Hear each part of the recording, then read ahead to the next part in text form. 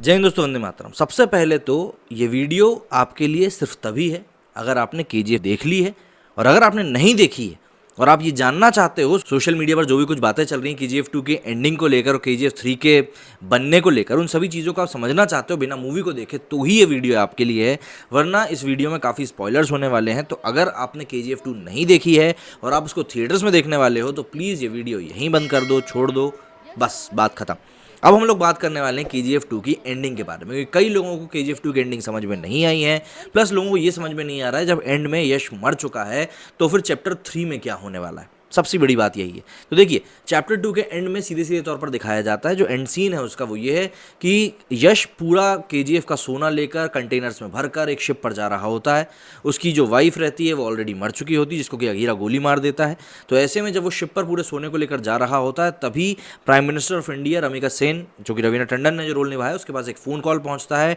Indian coast guard, Indian navy की तरफ से कि भाई यश का जो शिप है वो यहाँ पे इस तरफ आ रहा है और उसने खुद ही फैक्स भेजकर हमको ये चीज़ बताई है। तो वो बोलती है ठीक है, उसको मार दो वहीं पे।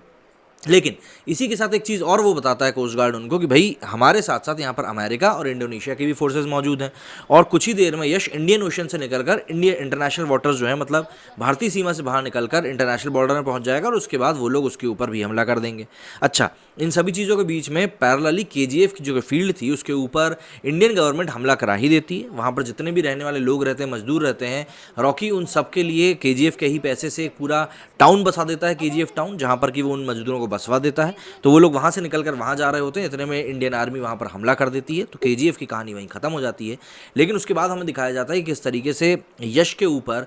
कार्रवाई की जाती है। सबसे बड़ी बात तो यह है कि उसके बाद इंडियन नेवी जो है वो यश के ऊपर हमला कर देती है, यश की शिप तबाह हो जाती है। तो उसके बाद हमें यश को डूबते हुए दिखाया जाता है, वो गोल्ड के साथ डूब रहा होता है, उसकी माँ की यादें उसके बैकलैश में चल रही होती हैं और सब वो डूब जाता है, ख़त्म वहाँ पर कहानी। अब यहाँ पर मूवी हमारी ख़त्म हो जाती है, लेकिन जैसे ही एंड क्रेडिट शुरू होते हैं उसके थोड़ी ज़्यादा एक नया सीन आता है और उसमें हमको दिखता है भैया केजीएफ 3 की कहानी। यहीं पे सबका सर घूम गया कि यार जब यश मर चुका है तो केजीएफ चैप्टर 3 में आखिर होने क्या वाला है। तो केजीएफ चैप्टर 3 में क्या होने वाला है वही मैं आपको यहाँ पर बता रहा हूँ। दरअसल 78 से लेकर 81, जो कि ड्यूरेशन है मूवी के अंदर का, 1978 से लेकर 81 तक, जिसमें कि रमिका सेन पूरी चुनाव की तैयारी कर रही होती है और 81 में फिर वो चुनाव जीत जाती है। इस दौरान अघीरा भी अपना काम छोड़ देता है, मतलब एक बार उसको रॉकी गर्दन तोड़ के उसकी छोड़ देता है कि भैया मैं तेरे को छोड़ रहा हूँ, तू जाके कर ले जो करना है। रॉकी अपने काम में लग जाता है, अघीर अपनी तैयारी में लग जाता है और चुनाव की तैयारियां चल रही होती हैं, चल ही रही होती हैं। इन्हीं 3-4 सालों के बीच में रॉकी क्या करता है, रॉकी अपने बिजनेस को इंटरनेशनली फैलाना शुरू करता है, जिसमें कि अमेरिका, इंडोनेशिया समेत करीब 16 देशों में वो अपना काम फैलाता है।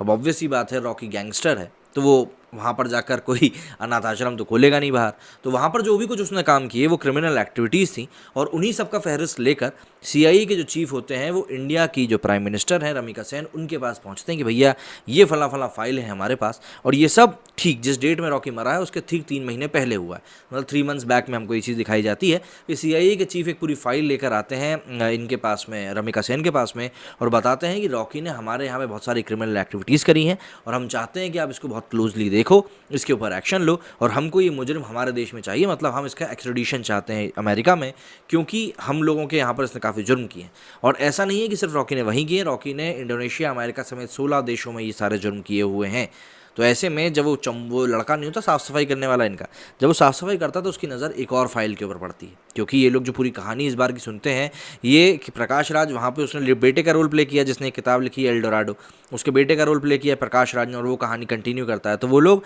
एल्डोराडो लिखने वाले लेखक के लाइब्रेरी में बैठकर ये पूरी कहानी को पढ़ रहे होते हैं, और वहीं पर इतने में उनकी नज़र पड़ती है केजीएफ चैप्टर 3 के ड्राफ्ट पर।